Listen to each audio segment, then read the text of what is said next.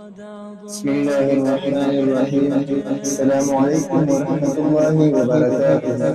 نبی کریم صلی اللہ علیہ وآلہ وسلم کی شفاعت حاصل کرنے کے لیے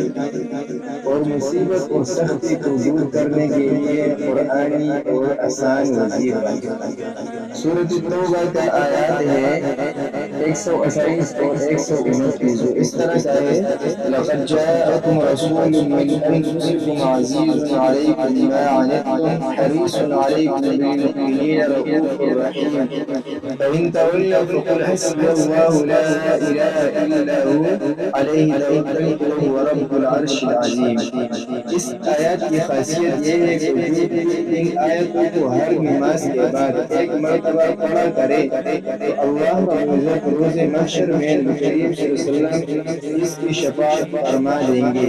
اور جس مصیبت اور مومن کے لیے چاہیے پڑے انشاءاللہ مصیبت آسان ہو جائیں گے اور ہر قسم پریشانی اس سے حل ہو جاتا ہے۔